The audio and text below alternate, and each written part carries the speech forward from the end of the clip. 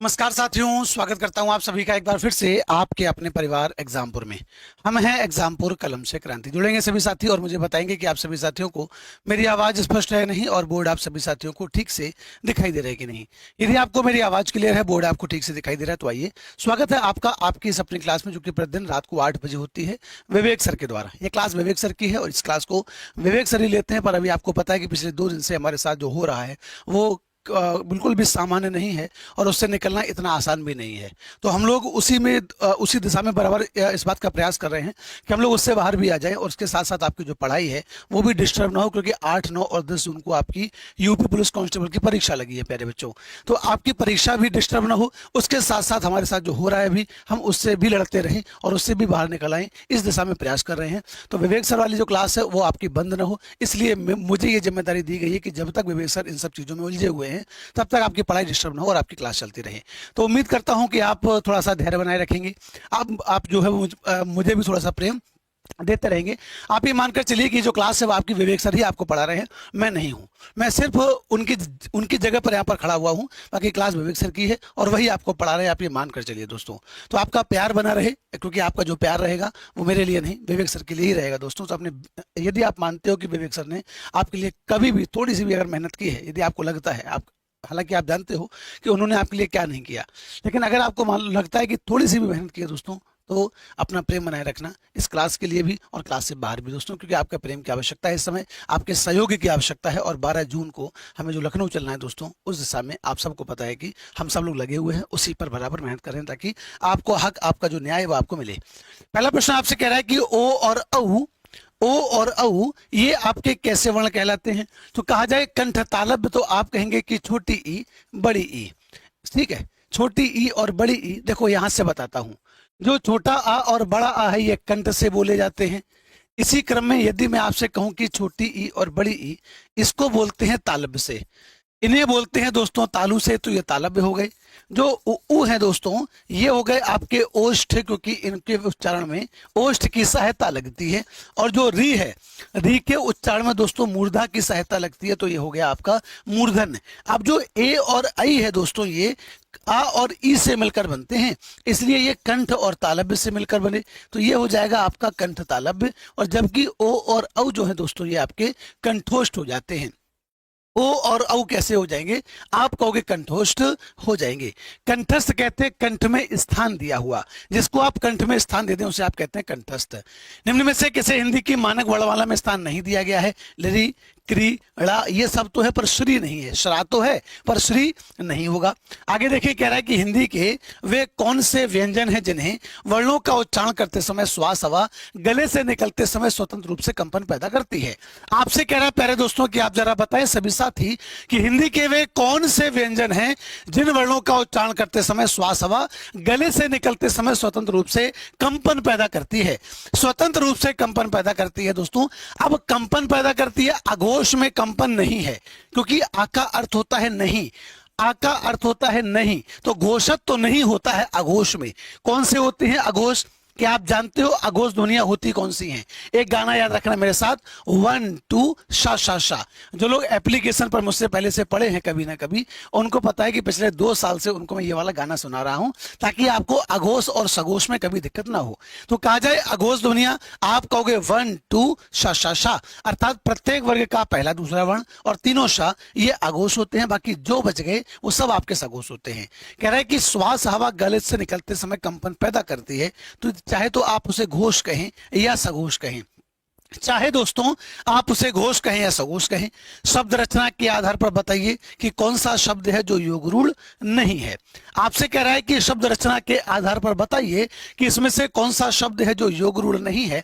तो रचना के आधार पर जो शब्द के भेद होते हैं वो 3 होते हैं दोस्तों।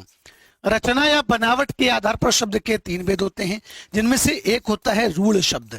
किसे कहा जाता है रूढ़ शब्द? तो आप कहेंगे वे शब्द जिनके सार्थक खंड न हो सके उन्हें रूढ़ शब्द कहा जाता है। वे शब्द जो 2 या 2 से अधिक सार्थक शब्दों से मिलकर बनते हैं उन्हें कहा जाता है यौगिक। और वे शब्द दोस्तों जो दो या दो से अधिक सार्थक शब्दों से मिलकर तो बने, परंतु उनका अर्थ किसी विशेष के लिए रूढ़ या फिक्स हो गया, वो कहलाते हैं योग रूढ़ शब्द। तो पंकज कहते हैं कमल को, तो ये तो कमल के लिए फिक्स हो गया है कि पंक में जन्म हुआ है जिसका अर्थात कमल। मलयज, तो मलय पर्वत पर जन्म हुआ है जिसका अर्थात जो चंदन होता है दोस्तों, उसको आप मलयज भी कहते हैं, यानी कि मलय पर्वत से आने वाली ठंडी हवाओं को आप क्या कहते हैं, मलयज शीतलाम। जलज भी कमल को कहा जाता है, तो उत्तर हो जाएगा वैभव। वैभव शब्द ऐसा है जो कि आपका योग रूढ़ शब्द नहीं है, बाकी सब आपके योग रूढ़ हैं, वैभव यौगिक में आ जाएगा आपका। परीक्षा शब्द निम्नलिखित में से किस वर्ग में आता है दोस्तों? उसके अलावा आपसे कहा गया कि मजिस्ट्रेट शब्द निम्नलिखित में से किस वर्ग में आता है? आपसे कहा गया है परीक्षा किस में आ जाएगा, तो आप क्या कहेंगे? सब लोग उत्तर करेंगे फटाक से। आपसे कहा गया है दोस्तों परीक्षा शब्द इसमें से किस में आएगा? क्या परीक्षा तत्सम है? जरा बताओ, तो आप कहोगे बिल्कुल सर, परीक्षा एक तत्सम शब्द है। फिर क्या होता है परीक्षा का तद्भव? तो परीक्षा का तद्भव होता है परख। अगर विदेशी शब्दों में रखोगे तो आप कहोगे इम्तहान। जिंदगी इम्तहान लेती है, जिंदगी सबके इम्तहान लेती है दोस्तों। ये डिपेंड करता है कि कौन उस इम्तहान में सफल होता है और कौन उस इम्तहान में हार मानता है। आप लोग हार मानने वाले नहीं हो, ऐसा पूरा भरोसा है। मजिस्ट्रेट शब्द इनमें से किस वर्ग में आता है? तत्सम है, देशज है, विदेशज है या तद्भव है? तो आपको मजिस्ट्रेट आपका विदेशी शब्द है, अपना तत्सम तद्भव नहीं है। इनमें से एक शब्द है जो देशज शब्द है, किसे कहा जाता है दोस्तों देशज? तो आप कहोगे वे शब्द जिनकी उत्पत्ति का स्रोत ज्ञात नहीं होता है। वे शब्द जिनकी उत्पत्ति का स्रोत ज्ञात नहीं होता है देशज शब्द कहलाते हैं। ऐसे शब्द जिनकी उत्पत्ति का स्रोत ज्ञात नहीं होता है दोस्तों, हमें नहीं पता कि यह शब्द आया कहां से, उसे कहा जाता है देशज शब्द। जैसे आप कह सकते हो लोटा, आप कहते हो लोटा, आप कटोरा कहते हो, कटोरा कहें लोटा कहें, कटोरी भी दोस्तों इसी में आ जाएगा।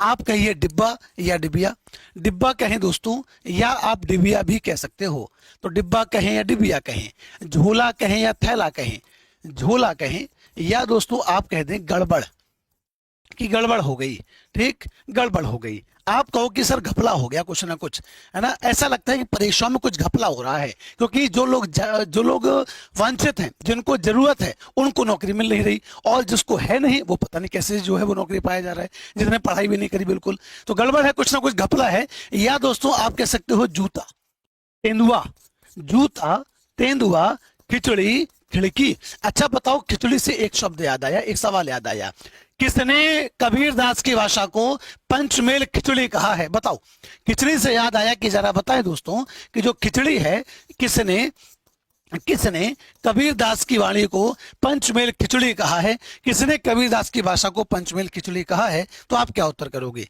यहां पर उत्तर हो जाएगा लोटा। लेकिन आपसे मैं पूछ रहा हूं कि बताओ किसने कबीर की वाणी को पंचमेल खिचड़ी कहा, कबीर की भाषा को किसने पंचमेल खिचड़ी कहा? तो आप कहोगे वो थे हमारे श्याम सुंदर दास। और अगर आपसे कहा जाए बताओ किसने कबीर की वाणी को सदुकड़ी कहा है, तो आपको का उत्तर होगा रामचंद्र शुक्ल। किसने कहा कबीर वाणी के डिक्टेटर थे? आपका उत्तर होगा कि सर वो थे हमारे हजारी प्रसाद द्विवेदी। खेत का तत्सम होता है क्षेत्र, खेत का तत्सम होता है क्षेत्र। अग्नि शब्द का तद्भव आग होगा, अग्नि का तद्भव प्यारे दोस्तों आग होगा। और यदि आपसे कहा जाए अग्नि शब्द का विशेषण बनाइए, तो अग्नि का विशेषण बनेगा दोस्तों आग्नेय, अग्नि का विशेषण बनेगा आपका आग्नेय। तो उत्तर क्या हुआ आपका? उत्तर यहां पर तो ए हो गया। अगला प्रश्न कह रहा है कि इसमें से देशज शब्द बताओ। नमक शब्द देशज है क्या? तो आप कहोगे नहीं। लवण शब्द होता है तत्सम, नो और नोन होता है उसका तद्भव। लवण होता है तत्सम और नोन होता है तद्भव।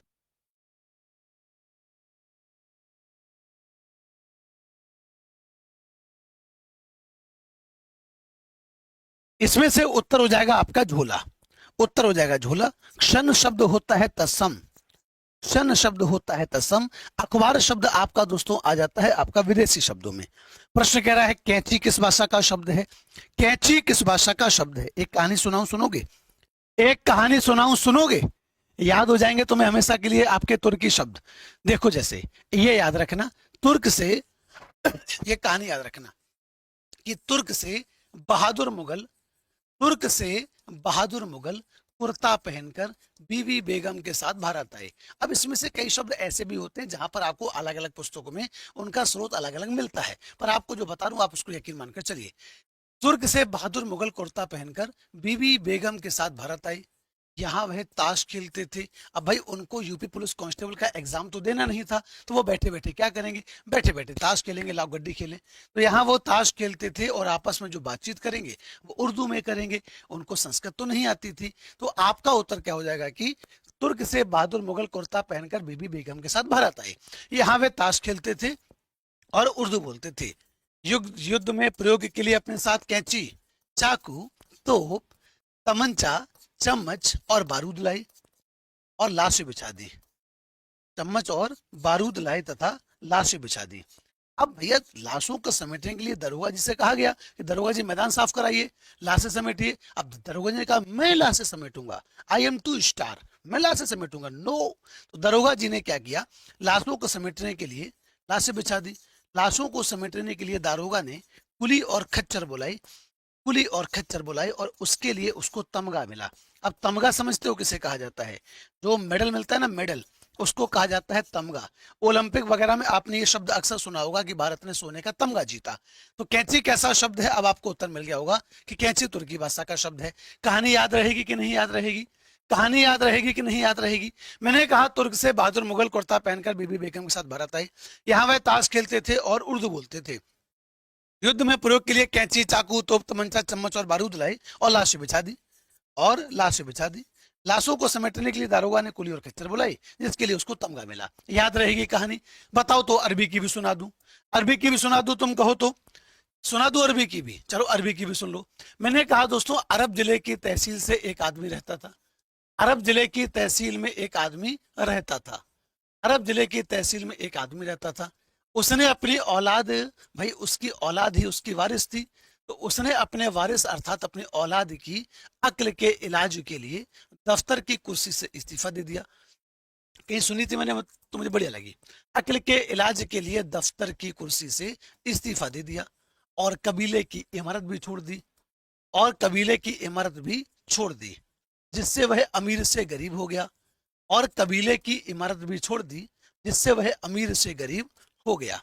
अब भाई बेचारा, उसकी नौकरी भी चली गई, उसका घर भी छूट गया, तो अमीर से गरीब हो गया आपका। अब घर पे क्या हुआ था कि छोटा परिवार सुखी परिवार था, छोटा परिवार सुखी परिवार था। तो छोटा परिवार सुखी परिवार था, इसकी वजह से क्या हुआ, अब पत्नी और पति और बच्चा तो चला गया बाहर इलाज कराने, पत्नी बच्ची घर पे अकेली। तो पत्नी ने क्या किया कि घर के सामने एक हलवाई की दुकान थी।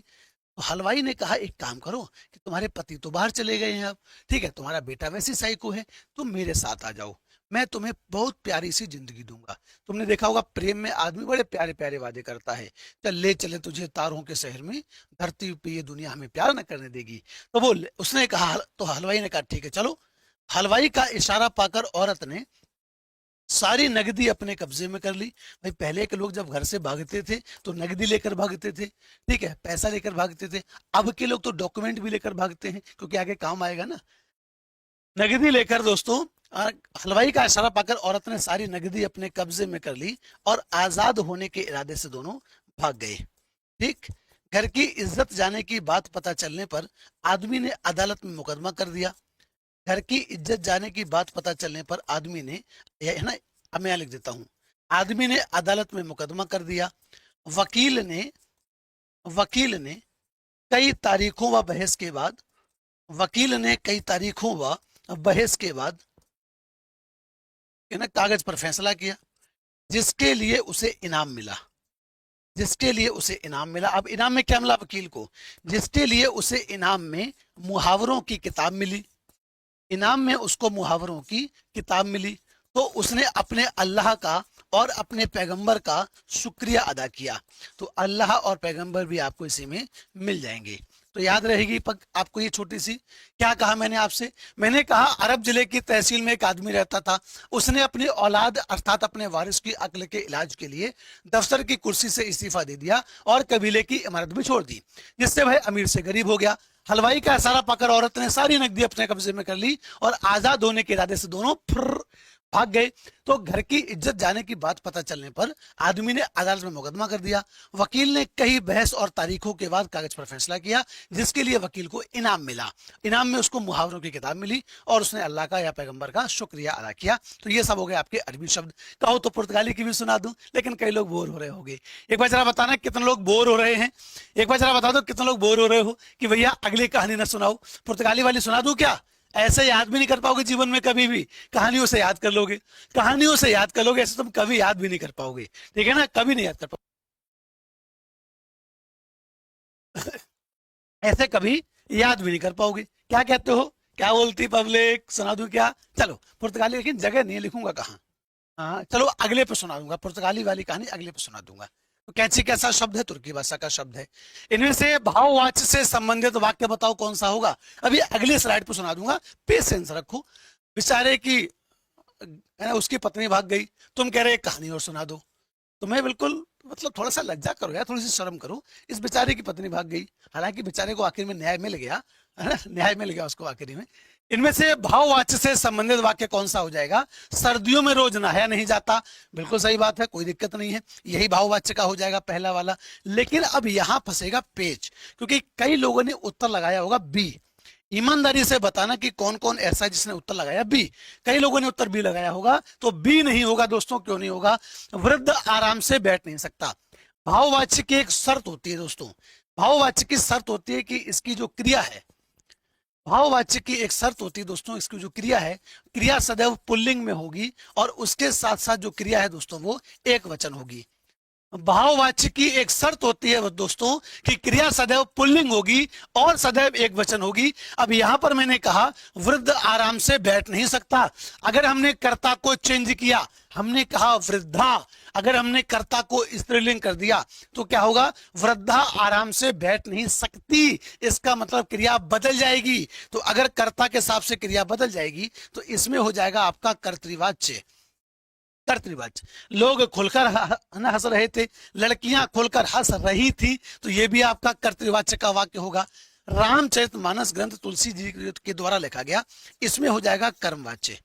तो बच्चा विकल्प ए में भाववाच्य, बी और सी में कर्तृवाच्य, डी में कर्मवाच्य, उत्तर हो जाएगा ए। बढ़िया सवाल, आगे बढ़ते हैं। यहां कर देते हैं कहानी पुर्तगाली की, यहां कर लेते हैं पुर्तगाली की कहानी बढ़िया से। अब सुनो पुर्तगाली की कहानी, याद कर लेना, लिख लेना कॉपी में अपनी कहानी है, ताकि एग्जाम के टाइम रिवीजन कर लो। फिर ना कहना भूटानी सर आए थे और भूटानी सर ने बढ़िया कहानी सुनाई थी पर हमारा सवाल तब भी गलत हो गया।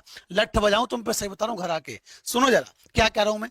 पुर्तगाल से, अब पुर्तगाल देखा है ना वर्ल्ड मैप में आप लोगों ने, वर्ल्ड मैप में आप सबने पुर्तगाल देखा होगा। पुर्तगाल बहुत दूर है। अब आपका कोई दोस्त अगर जब आपके साथ कहीं घूमने जाता है, आपने अपने दोस्त से कहा यार एक काम कर मेरे साथ चल, मेरा एग्जाम है 8, 9 और 10 जून को, 8 जून को मेरा सेंटर पड़ा है आगरा में, यार तू मेरे साथ चल। उसने कहा चलूंगा, तो पहले ये बताओ खिलाओगे क्या?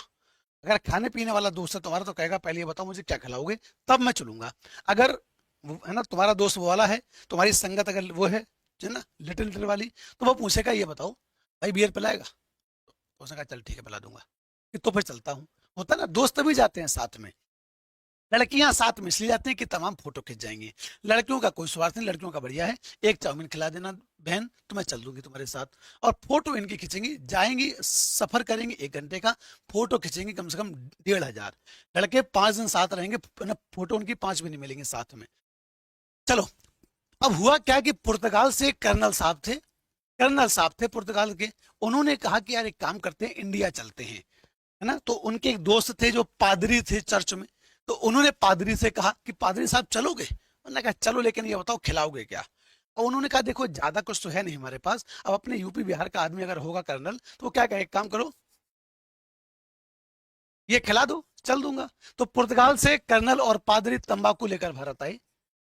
पुर्तगाल से कर्नल और पादरी किसे कहते हैं पता है ना? जो चर्च में पास्टर होते हैं, चर्च में जो फादर होते हैं उन्हें कहते हैं पादरी। तो ये मत समझना कि तुम्हारी वाली मोहतरमा हाजमोला खा के पादरी नहीं। कर्नल और पादरी तंबाकू लेकर भारत आई। यहां वह कमरे में बैठकर मसाला कॉफी पीते थे और साथ में काजू, गोभी, साथ में काजू, गोभी, अनानास, अनानास देखो चखने में क्या खा रहे, अनानास, संतरा, पपीता और आलू खाते थे। पपीता और आलू खाते थे। अब देखो कमरे में क्या क्या रखा था, तो कमरे में मेज रखी थी। एक इमेजिन करो, एक सीन बनाओ अपने दिमाग में। कमरे में मेज, कनस्तर, कमरे में मेज, कनस्तर, गमला और अलमारी रखे हुए थे। अब देखो अलमारी के अंदर क्या क्या सामान है। अलमारी में स्त्री। अब आप कहोगे सर वही वाली स्त्री क्या, है ना, वो अलमारी में बैठ सकती है क्या? मैं कहूँ हाँ बैठ सकती है, वो स्त्री है, कुछ भी कर सकती है, अलमारी में भी बैठ सकती है। हालांकि ये आयरन वाली स्त्री है। तो अलमारी में स्त्री, कमीज, बटन, तौलिया, कमीज, बटन, तौलिया, बाल्टी, बाल्टी, साबुन, चाबी, साबुन, चाबी, अचार, अचार, आलपेन। ये सब दोस्तों किस में रखा हुआ था? तो ये सब आपका अलमारी में रखा हुआ था। पिस्तौल भी रख दूं, चलो पिस्तौल। कट्टा कह दिया तो देसी हो गया आपका, कट्टा कह दिया तो देसी हो जाएगा, पिस्तौल हो जाएगा आपका पुर्तगाली। ये सभी आपके पुर्तगाली शब्द हैं। कह रहा है कि किस वाक्य में विराम चिन्ह संबंधी विसंगति है, किसमें विराम चिन्ह सही नहीं लगा है दोस्तों? क्या कहोगे? सूर्यकांत त्रिपाठी निराला छायावाद के प्रमुख कवि थे। बच्चा जो निराला शब्द है इसमें जब आप लिखोगे, जब भी आप किसी के नाम को हाईलाइट करना चाहते हैं तो वहां पर सिंगल इन्वर्टर कॉमा लगता है, जिसको हम कहते हैं एकल उद्धरण चिन्ह। अगर दोहरा उद्धरण चिन्ह लगाया तो वो तब लगाते हैं जब हमें किसी की बात को ज्यों का त्यों कहना हो। जब हमें किसी की बात को ज्यों का त्यों कहना हो बच्चा, तब लगाता है दोहरा उद्धरण चिन्ह। जैसे जैसे स्वामी विवेकानंद ने कहा था कि तुम मुझे खून दो मैं तुम्हें आजादी दूंगा। उन्होंने कहा था क्या? हालांकि पहले मुझे पता था कि यह बात कही है सुभाष चंद्र बोस ने कि तुम मुझे खून दो मैं तुम्हें आजादी दूंगा। कुछ समय पहले मेरा ज्ञानवर्धन हुआ, उस ज्ञानवर्धन में यह पता चला कि ना ये बात तो विवेकानंद जी ने कही थी कि तुम मुझे खून दो मैं तुम्हें आजादी दूंगा, है ना। ऐसा है क्या? ऐसा नहीं है, तुम गलत मत कर देना, इनके चक्कर में नाश हो जाएगा तुम्हारा। तुम ध्यान रखना, उसकी सुभाष चंद्र बोस ने कहा था। तो जब भी किसी के कथन को दोस्तों आप जो कहते हो लिखते हैं तो डबल इन्वर्टर कॉमा लगता है, जिसको हम दोहरा उद्धरण चिन्ह कहते हैं। वह आपने तो कमाल कर दिया, कोई दिक्कत नहीं। आप कानपुर से कब आए? प्रश्नवाचक चिन्ह, कोई दिक्कत नहीं। राम श्याम और विजय दिल्ली गए हैं, उत्तर हो जाएगा दोस्तों आपका ए। निरंतरता बोधक संयुक्त क्रिया का उदाहरण क्या है? दे डालो। पा लिया है प्यार तेरा अब नहीं खोना, पा लिया है तो पूर्णता बोधक हो जाएगा आपका। बरसता रहता है, ये हो जाएगा आपका निरंतरता बोधक। पानी बरसने लगा, ये हो जाएगा दोस्तों आपका आरंभ बोधक। भाई ये कौन है क्लास में जो लाल लाल, मतलब उसका मुंह है टमाटर जैसा? भैया काहे लाल मुंह क्यों हो टमाटर जैसा? मुस्कुराओ, ईश्वर ने इतना प्यारा चेहरा दिया है आपको, मुस्कुराओ। क्यों छोटी छोटी कमियों को लेकर के, क्यों छोटी छोटी कमियों को लेकर के दोस्तों परेशान होने लगते हो? मुस्कुराओ आराम से, ठीक है ना, मुस्कुराओ आराम से, तनाव मत लो। चलो आगे देखो क्या हो जाएगा। इनमें से बहुवचन शब्द जरा बताओ कौन सा हो जाएगा दोस्तों? प्याला, प्याला का बहुवचन होता है प्याले, प्याला का बहुवचन होता है दोस्तों प्याले, प्याले। ये हो जाएगा इसका बहुवचन। डिबिया का बहुवचन होता है डिबिया। अब तुम्हें एक तरीका बता दूं, तुम कहो तो तरीका बता दूं। अगर कोई शब्द ऐसा है जिसके आखिरी में या है, अगर कोई शब्द ऐसा है जिसके आखिरी में या है और आपको उसका बहुवचन बनाना हो तो या के ऊपर चंद्रबिंदी लगा देना बस। लेकिन शब्द स्त्रीलिंग होना चाहिए। अगर कोई शब्द स्त्रीलिंग है और आखिरी में या लगा हुआ है तो उसका बहुवचन बनाना हो तो या के ऊपर चंद्रबिंदी लगा देना। जैसे बुढ़िया का बहुवचन बुढ़िया हो जाएगा, जैसे दोस्तों चिड़िया का बहुवचन चिड़िया हो जाएगा, गुड़िया का बहुवचन गुड़िया हो जाएगा। दोस्तों बात समझ आ रही है आपको? और प्याला का प्याले हो जाएगा। अगर कहता प्याली तो प्याली का बहुवचन होता प्यालियां। हीरा का बहुवचन हो जाएगा हीरे, है ना, हीरा बेटे। हीरा का बहुवचन हो जाएगा हीरे, ठीक, हीरा का बहुवचन हो जाएगा हीरे। समाचार शब्द ऐसा है जो कि आपका सदैव बहुवचन में प्रयुक्त होता है। समाचार शब्द ऐसा है जो सदैव बहुवचन में होता है। आप कहोगे सर और भी कोई शब्द हैं जो सदैव बहुवचन में होते हैं? तो मैं कहूंगा यस। जैसे आंसू, आंसू, दर्शन, आंसू कहूं दर्शन कहूं, होश कहूं हस्ताक्षर कहूं। आंसू, दर्शन, होश, हस्ताक्षर। या दोस्तों आप कह सकते हो कि रोम, ये जो रोंगटे होते हैं ना इसी को आप रोम कह देते हो, रोम कहें। बाल कहें, बालों को आप केश भी कह देते हो। इसके अलावा अक्षत, अक्षत, होठ, दाम, ये शब्द ऐसे हैं दोस्तों जो सदैव बहुवचन में प्रयोग होते हैं, इनका एक वचन होता ही नहीं है। किस शब्द का वचन एक सा नहीं रहता? तो बेटा का बहुवचन हो जाएगा बेटे। हीरा बेटे, वाह, यहाँ हीरा यहाँ बेटे, वाह बेटे। तो यही है दोस्तों जिसका वचन एक सा नहीं रहता है। एक वचन में कहोगे बेटा, बहुवचन में कहोगे बेटे। फूफा का बहुवचन एक सा रहता है, चाहे तुम्हारा एक फूफा हो चाहे तुम्हारे 10 फूफा हो। बड़ी जबरदस्त प्रजाति है भाई ये प्रजाति बहुत जबरदस्त है। शादी विवाह में अगर इस प्रजाति ने मुंह नहीं फुलाया तो बेकार होगी मान को शादी। शादी विवाह में अगर इस प्रजाति ने मुंह नहीं फुलाया, मान के चलो शादी बेकार हो गई एक तरीके से। चाचा ठीक है, बेचारा सबसे ज्यादा मेहनती होता है ना शादी विवाह में। काका, बचपन से हम काका कही कही के हारे, कोई हमें भी तो काका पुकारे। तो काका का बहुवचन भी काका ही होता है, काके नहीं होता है। तो बेटा का बहुवचन आपका जो है बेटे हो जाएगा। मैं घर जाता हूं, इस वाक्य में सहायक क्रिया कौन सी है? मैं घर जाता हूं, इस वाक्य में सहायक क्रिया कौन सी है? तो मैं हो जाएगा कर्ता, मैं हो जाएगा दोस्तों कर्ता, घर हो जाएगा कर्म, ठीक है, जाता हो जाएगी क्रिया, और हूं हो जाएगी आपकी सहायक क्रिया। तो क्या हो जाएगा इसमें? हूं हो जाएगी सहायक क्रिया। जहां दो या दो से अधिक धातुओं का प्रयोग साथ साथ किया जाता है, साथ साथ हो रहा है तो संयुक्त धातु। अगर कहा जाए कि जरा बताओ नाम धातु, तो आपका उत्तर होगा कि संज्ञा, सर्वनाम या विशेषण से बनने वाली क्रियाएं। अगर कहा जाए नाम धातु क्रिया किसे कहा जाता है, तो आप कहोगे संज्ञा, सर्वनाम या विशेषण से बनने वाली क्रियाएं कहलाती हैं नाम धातु क्रियाएं।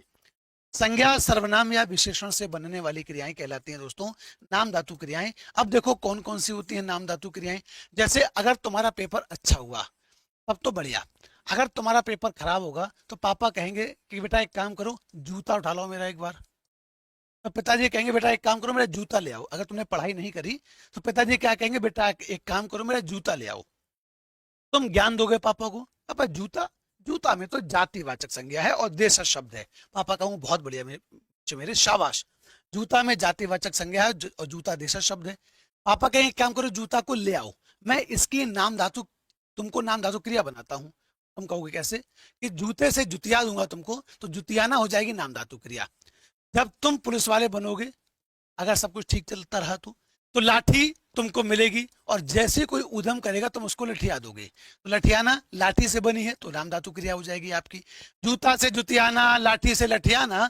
गाली से बनेगी दोस्तों क्रिया गलियाना, या फिर आप कह सकते हो गरियाना, ठीक है, क्योंकि गाली का रूप बदलकर अब गारी हो गया है कि सर जी हमें गाली दे रहे, तो ऐसे बोल देते हो ना आप लोग, गाली से बन जाएगी गलियाना। इसी तरीके से दोस्तों आपका बात से बतियाना, साठ से सठियाना, चिकना से चिकनाना, शर्म से शर्माना पढ़ा होगा आप लोगों ने। मन में अटूट विश्वास होना जरूरी है ना? है मन में विश्वास? बिल्कुल है कि मिलेंगे 12 जून को लखनऊ में, 12 जून को मिलेंगे लखनऊ में। कई बार ना साथी बड़े प्यार से पूछ रहे हैं कि सर जो है वो आपका वो क्या नाम विवेक सर कहाँ हैं। प्यारे बच्चों ये मान कर चलो कि विवेक सर हैं, वो 12 जून की तैयारियों में लगे हुए हैं आपके लिए, ताकि इस बार आपको हताश ना होना पड़े। कई परीक्षाओं में दोस्तों आपने देखा होगा कि आपने बहुत मेहनत की, आपकी मेहनत का फल आपको नहीं मिला, उस मेहनत का फल कोई और मार ले गया। जिसके पास पैसे थे उसने पैसे दिए और वो आपका हक मार ले गया। ऐसा कई परीक्षाओं में कई दफा हो चुका है। उसके साथ साथ कोई भी भर्ती सही से पूरी नहीं हो पा रही है। साथ ही साथ आपकी यूपीएसआई का स्कोर कार्ड जारी हो, यूपी कांस्टेबल की परीक्षा सही से आपकी संपन्न हो, ऐसी तो हम दुआ और प्रार्थना ही कर सकते हैं।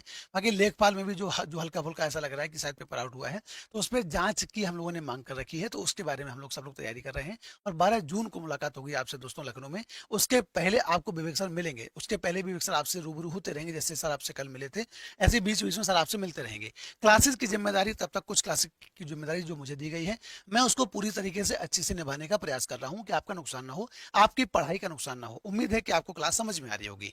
समझ में आ रही है क्लास की नहीं? एक बार अगर समझ में आ रही हो तो लाल वाला दिल बना दो। मुझे पता है आप में से कई सारे साथी मुझे जानते भी नहीं होंगे, कई सारे साथी तो मुझसे नफरत करते होंगे, सर आप कहाँ से आ गए, आप कहाँ से आ गए सर, हमें नहीं पढ़ाना आपसे।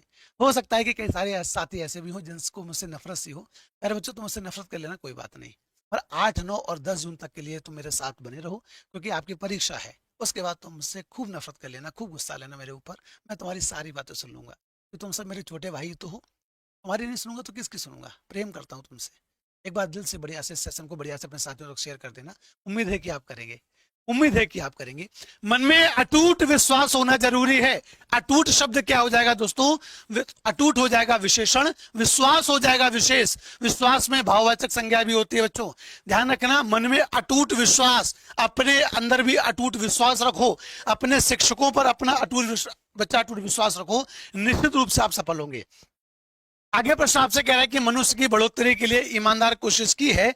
मनुष्य ने बढ़ोतरी के लिए ईमानदार कोशिश की है। आपसे कहा गया है बताओ रेखांकित पद क्या होगा। ईमानदार, ईमानदार शब्द हो जाएगा गुणबोधक विशेषण, कोशिश हो जाएगा विशेष्य।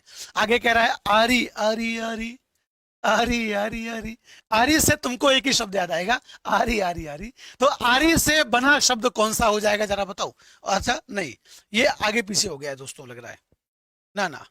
अच्छा इसके ऑप्शन यहाँ हो गए हैं, इसके ऑप्शन यहाँ हो गए दोस्तों, और इसके ऑप्शन यहाँ हो गए हैं, इसके ऑप्शन, अच्छा ऑप्शन आगे पीछे हो गए दोस्त। ऑप्शन टाइपिस्ट बाबू से थोड़ी सी गलती हो गई, कोई बात नहीं। अत्युच्च में उपसर्ग कौन सा है, तो आपको अत्युच्च में अति उपसर्ग हो जाएगा। हम बिना ऑप्शन के सवाल को करते हैं, ठीक है ना, बिना ऑप्शन नहीं करेंगे क्योंकि सवाल ऑप्शन में थोड़ा सा आगे पीछे हो गया, कोई बात नहीं, हो जाता है, वो भी इंसान ही है हमारे जो टाइपिस्ट बाबू हैं।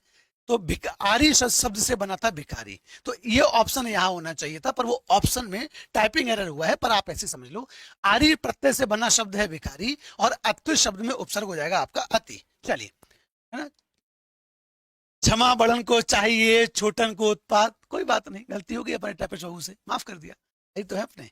इसमें से उर्दू उपसर्ग हो जाएगा तो अनुज, इसमें तो अनु है, तो अनु तो आपका तत्सम है, अनु तो संस्कृत का उपसर्ग है।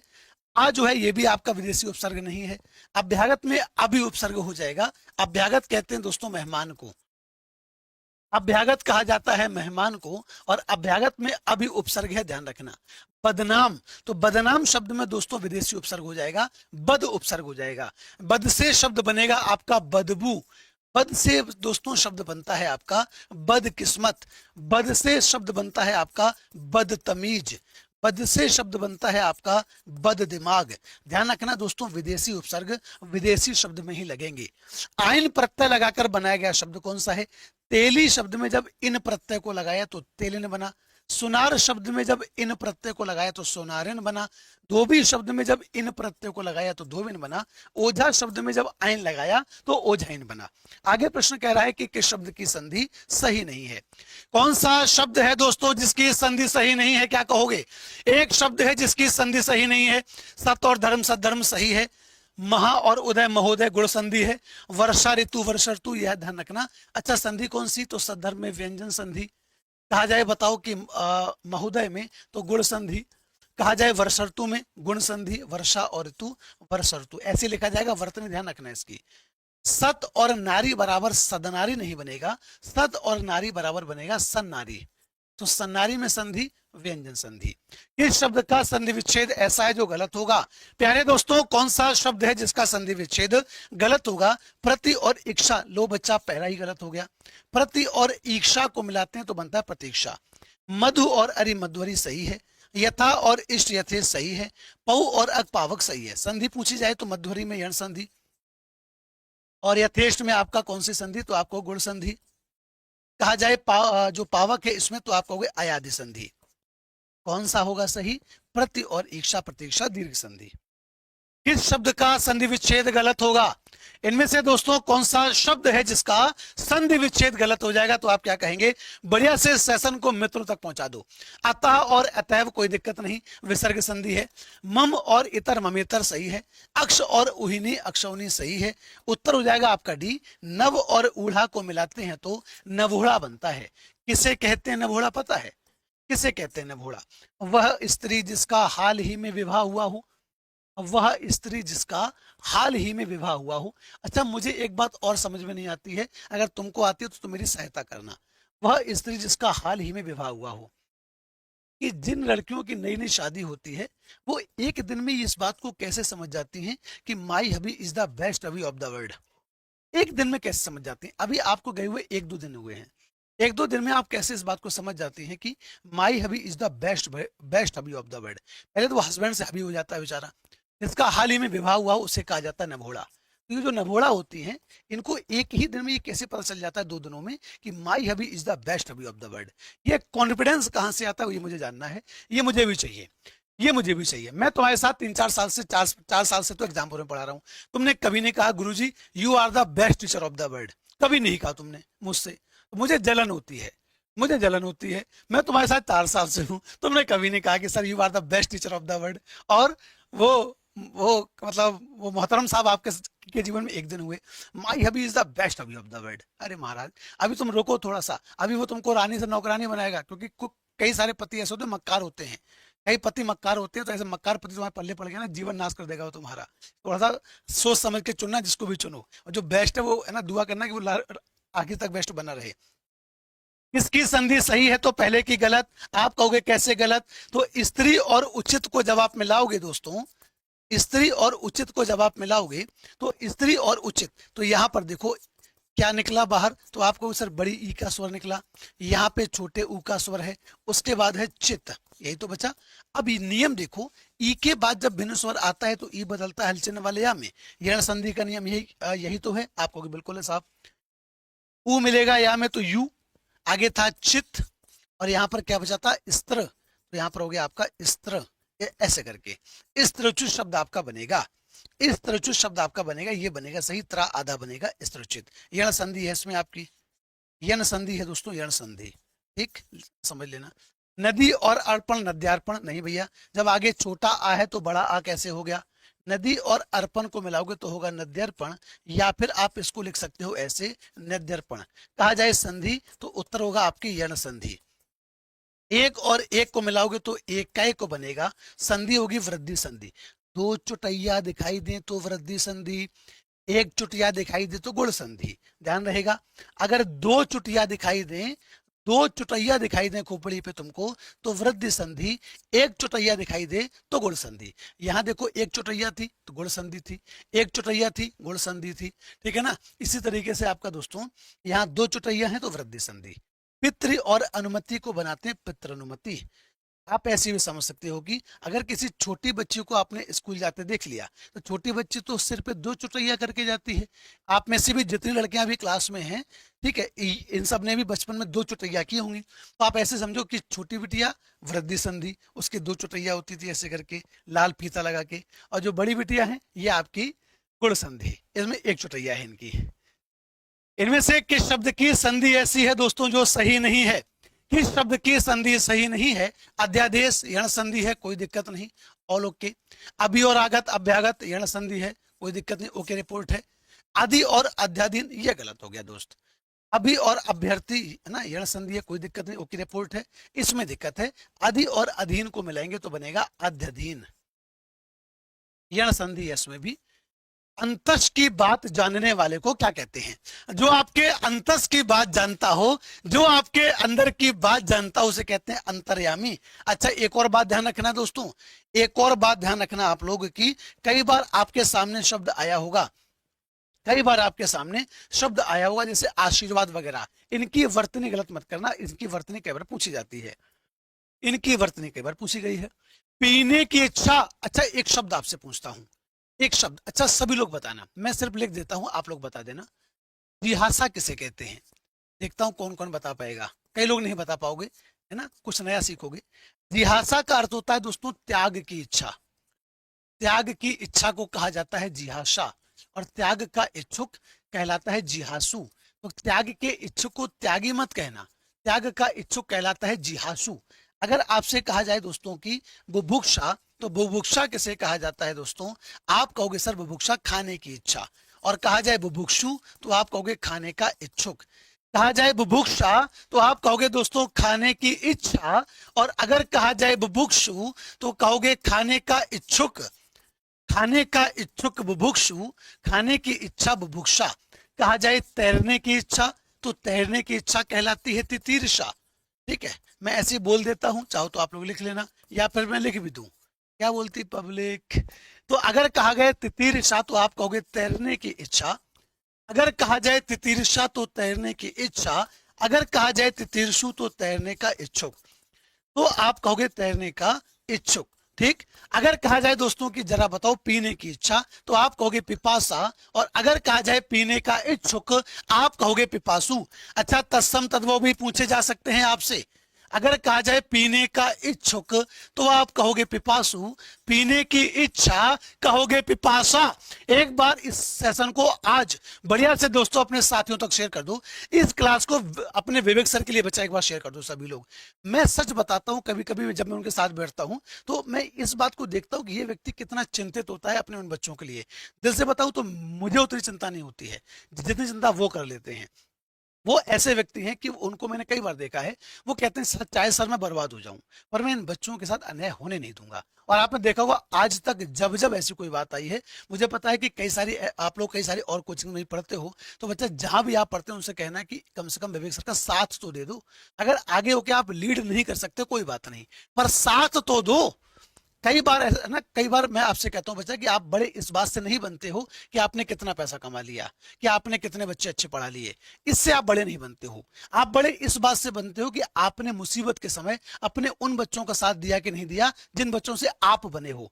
हम आपसे बने हैं, हम इस बात को खोलकर कहते हैं, हमें आप लोगों ने बनाया। अगर हम आपके लिए अगर हम खड़े नहीं होते हैं तो ये नमक हरामी होगी, कहते हैं नमक हरामी होगी अगर हम आपके लिए खड़े नहीं होते दोस्तों। तो इसीलिए मैं आपसे कहता हूं कि ऐसा कोई भी संस्थान जहां पर आप पढ़ते हो उनसे कहना कि इस समय हमें आपकी आवश्यकता है, हमें आपकी जरूरत है। हमने आपको हमेशा सपोर्ट किया, हमने आपको लाख लाख वॉचिंग दिलाई, सब दिलाई, आज हमें आपकी आवश्यकता है, आज आप हमारे लिए खड़े होइए क्योंकि हमें आपकी जरूरत है।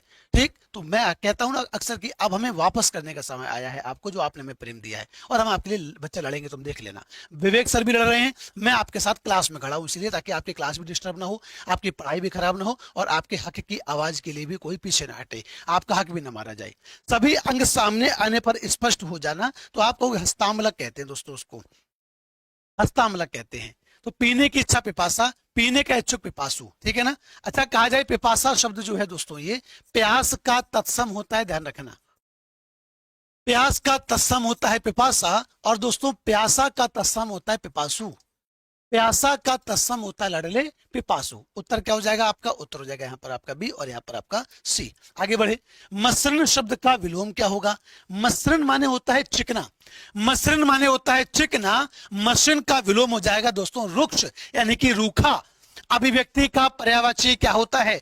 अभिव्यक्ति, कि हमारे अंदर की जो बात है वो हमने आपसे कह दी, हमने अपने अंदर की बात आपसे कह दी तो अभिव्यक्त कर दिया, मैंने प्रकट कर दिया सब कुछ। कहा जाए पृथक का विलोम संयुक्त होता है। अच्छा, पृथक की वर्तनी ध्यान रखना, हल चिन्ह भी लगेगा, हल चिन्ह भी लगेगा, पृथक्करण लिखते हो ना। आगे देखो, बिजली का पर्यायवाची कौन सा नहीं है? तो जब हम बात करते हैं बिजली के पर्यायवाची की तो बिजली कहूं या फिर कहें विद्युत, आपसे कहा जाए दोस्तों तड़ित, कहा जाए तड़ित, या बच्चा हम कहें दामिनी, दामिनी, सौदामिनी, चंचला और चपला, चंचला और चपला, ये सभी पर्यायवाची किसके? तो आप कहोगे सर ये सभी बिजली के पर्यायवाची। कह रहा है बताओ इसमें से बिजली का पर्यायवाची कौन सा नहीं है? तो ज्योत्सना नहीं है। अच्छा, ज्योत्सना की वर्तनी भी गलत है। ज्योत्सना शब्द को लिखा जाता है ऐसे, जिसमें से ताबी आधा बनेगा, सा भी आधा बनेगा, और ज्योत्सना कहते हैं चांदनी को, रंग भरे बादल से। कुंजर का पर्यायवाची क्या हो जाएगा दोस्तों? कुंजर कहते हैं हाथी को। कुंजर किसे कहा जाता है दोस्तों? तो आप कहोगे हाथी को कहते हैं। और क्या कहा जाता है हाथी को? कहां लिख दूं? यहाँ लिख दूं, कुंजर कहें या दोस्तों सिंदूर कहें, हाथी कहें। हाथी का तत्सम होता है हस्ती, हस्ती कहा जाए। इसके अलावा हाथी को आप कहते हैं द्विप, क्योंकि वो पीने की प्रक्रिया दो बार में करता है, तो हाथी को आप द्विप भी कहते हैं। हाथी को कहा जाता है द्विरथ, क्योंकि उसके जो दांत हैं वो दो तरीके के होते हैं, दांत उसके दो तरीके के होते हैं दोस्तों, इसलिए आप उसको द्विरथ भी कहते हैं, ध्यान रखना।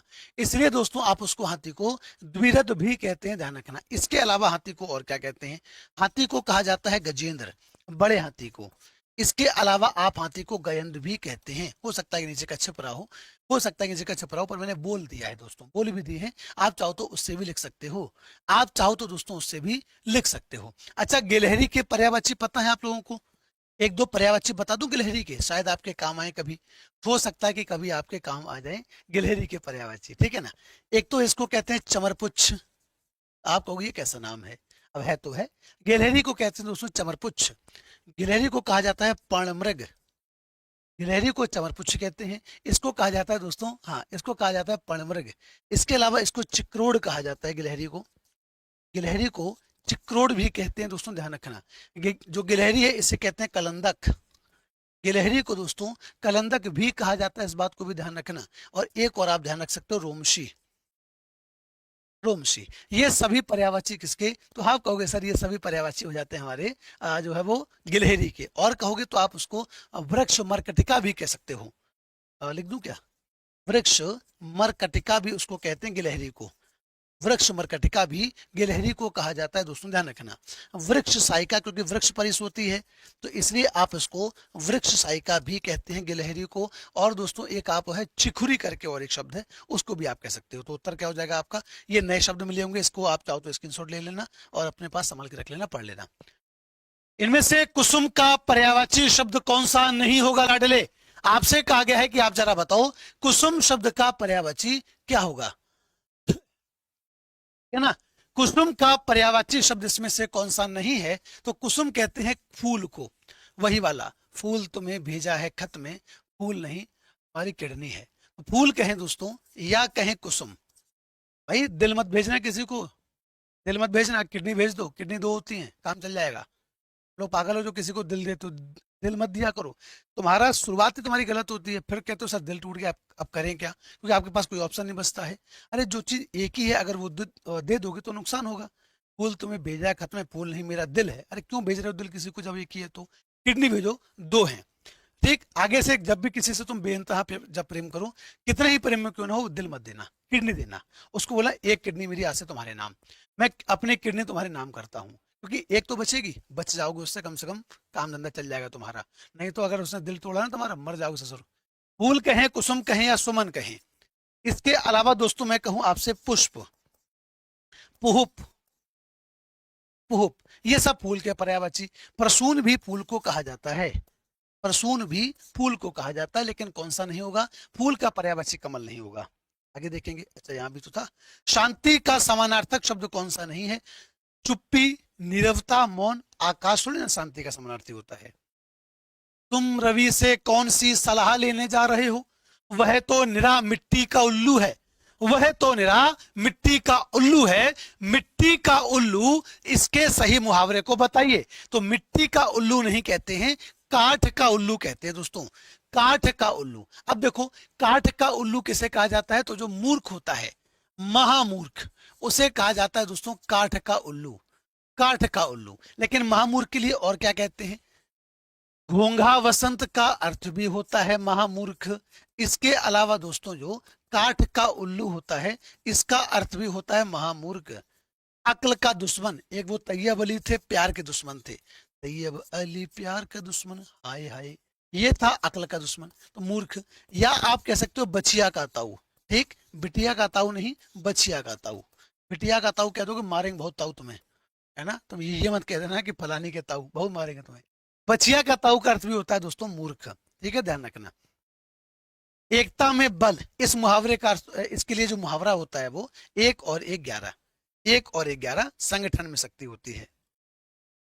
एक पंथ दो काज, जरा बताओ इसका क्या हो जाएगा, एक पंथ दो काज, इसका अर्थ क्या हो जाएगा। तो आपको एक काम से तिहरा लाभ, एक प्रयास, एक कार्य करते समय दूसरा कार्य भी हो जाना, एक पंथ से दो काज।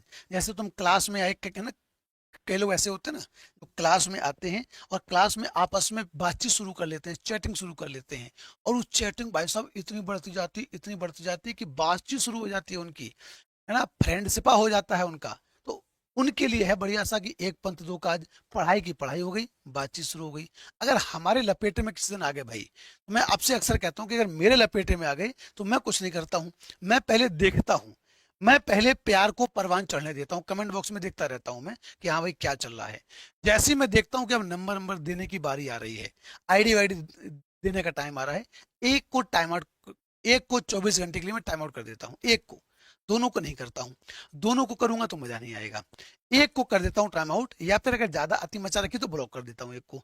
फिर दूसरा छटपटाता है, ऐसे फड़फड़ाता है, कहाँ गए हो तुम, दिखाई नहीं दे रहे हो, है ना, तुम चली गई हो क्या, तुम्हें मेरा कमेंट दिखाई दे रहा है ना। अब दिखाई तो उसको भी दे रहा है, वो कर भी रही है कमेंट, पर उसका कमेंट शो नहीं हो रहा है, ये काहे, उस पर चल गया भूटानी सर का फरसा, अब वो भड़बड़ा रहा है और मुझे बहुत आनंद आता है। फिर मैं चुपचाप सवाल कराता रहता हूँ और चुपचाप से झांक के देखता रहता हूँ, ओके मैं ज्यादा नहीं कहता हूं, मैं क्यों तुमसे क्यों कहूं, मैं तुमसे क्यों लड़ूं, मैं देखता रहता हूं और एक को ब्लॉक करता हूं, दो को नहीं करता हूं, एक को ही करूंगा, देख लूंगा, ओके। और बाकी फिर दूसरे को फड़फड़ाने दो, बहुत मजा आता है मुझे। अमरीश पुरी देखा, अमरीश पुरी, बस तुम मुझे वही समझो। अमेरिका और उत्तर कोरिया में परस्पर प्रतिस्पर्धा में द्वेष की आग भड़क रही है। देखें ऊंट किस करवट बैठता है। ऊंट किस करवट बैठता है दोस्तों, इसका अर्थ होता है अनिश्चितता की स्थिति। अनिश्चितता की स्थिति कि पता नहीं कि क्या हो, कुछ पता नहीं, देखते हैं कौन जीतता है। अनिश्चितता की स्थिति होना, ऊंट किस करवट बैठता है। आगे देखो, अव्ययभाव समास का उदाहरण क्या हो जाएगा। अव्ययभाव समास का जो उदाहरण है दोस्तों, वो इसमें से क्या हो जाएगा। त्रिभुवन, तीन लोकों का समूह, तीन भुवनों का समूह।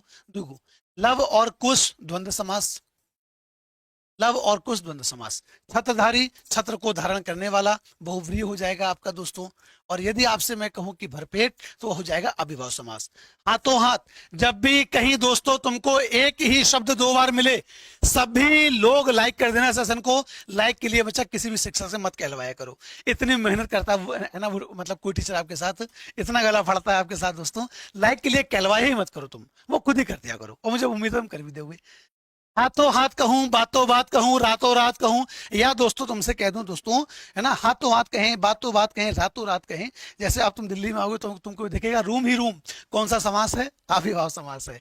कह रहा है कि स्वर्ण घट का विग्रह क्या हो जाएगा दोस्तों, घट के लिए स्वर्ण, स्वर्ण का घट, घट में स्वर्ण, स्वर्ण में घट। आप कहोगे स्वर्ण का घट, स्वर्ण घट, सोने का घड़ा, स्वर्ण घट। इनमें से किस शब्द में समास भी है, संधि भी है। यज्ञशाला, यज्ञ के लिए शाला, यज्ञशाला, यज्ञ के लिए शाला, तो संप्रदान तत्पुरुष समास हो जाएगा इसमें आपका।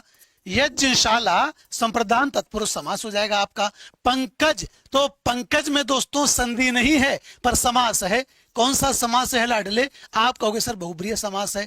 स्वधर्म, अपना धर्म, इसमें भी दोस्तों आपका जो है वो आपका समास है पर संधि नहीं है। परंतु जलोष्म, इसमें आपकी गुण संधि है। एक चुटैया गुण संधि, एक चुटैया गुण संधि, तो इसमें हो जाएगी आपकी गुण संधि।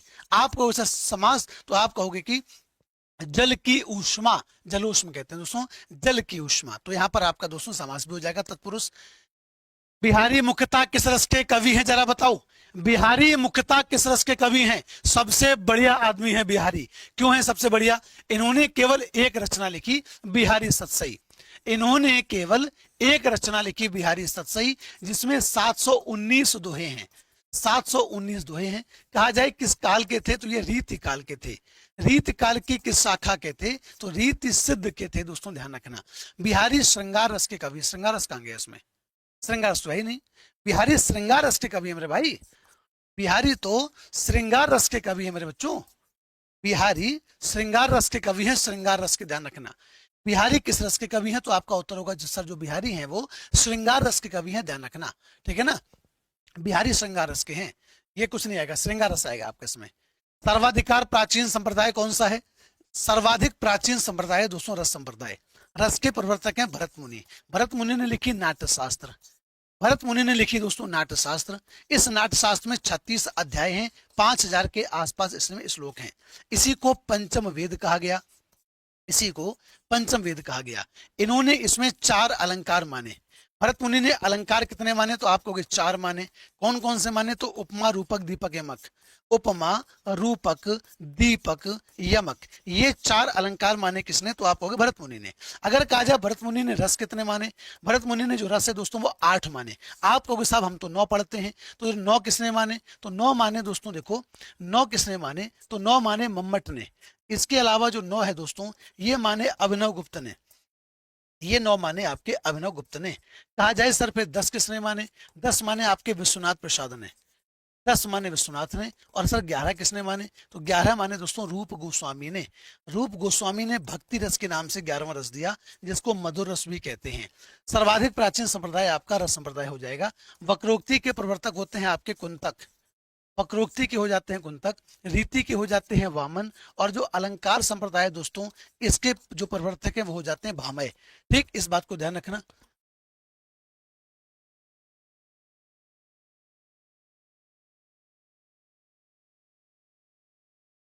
चलो, कौशिकी वृत्ति से संबंधित रस कौन सा है, श्रृंगार रस है। कैसे याद रहेगा सर, तुम केश याद रखना, केस याद रखना कि छत पर खड़ी होकर अगर उसने मतलब अगर तौलिए से बाल झटक दिए, मजाल है कि तुम ऐसा छत से आधे घंटे तक तुम मतलब जो है वो नीचे उतर जाओ, सवाल ही पैदा नहीं होता। वीर रस से पूर्ण काव्य में किस गुण की अधिकता रहती है? ओज गुण की रहती है दोस्तों।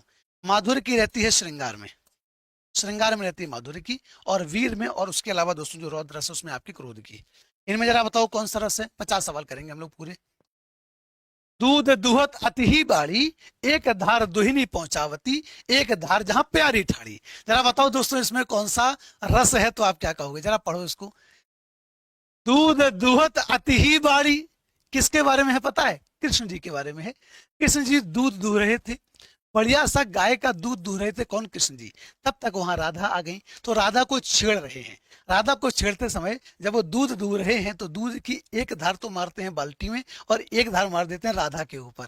ऐसे छेड़ देते हो ना तुम भी कई बार, जैसे तुम दूध दूह रहे होगा जैसे अपनी गाय का, भैंस का, और वही तुम्हारी मोहतरमा अगर आ जाए तुम भी उनको छेड़ दोगे, हल्का सी दूध की धार ऐसे मार दोगे। तो वैसे ही कृष्ण कर रहे हैं। तो दूध की एक धार बाल्टी में, यानी कि एक धार दोहनी पहुंचावती, एक धार जहां प्यारी ठाड़ी, जहां प्यारी खड़ी है वहां एक धार मार रहे हैं। तो क्या हो जाएगा दोस्तों? इसमें श्रृंगार की बात है, प्रेम की बात है। क्या वियोग श्रृंगार होगा? आप कहोगे कतई नहीं, यहाँ तो मिलन की बात है, संयुक्त श्रृंगार होगा। इनमें जरा बताओ दोस्तों कौन सा छंद हो जाएगा?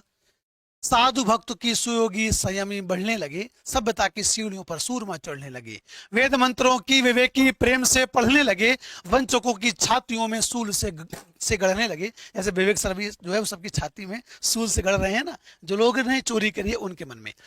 साधु भक्तों के सुयोगी, चलो मात्राएं जोड़ लेते हैं दोस्तों। 2 3 4 5 6 7 8 9 10 11 12 13 14, 14 मात्राएं। आगे देखते हैं इसमें।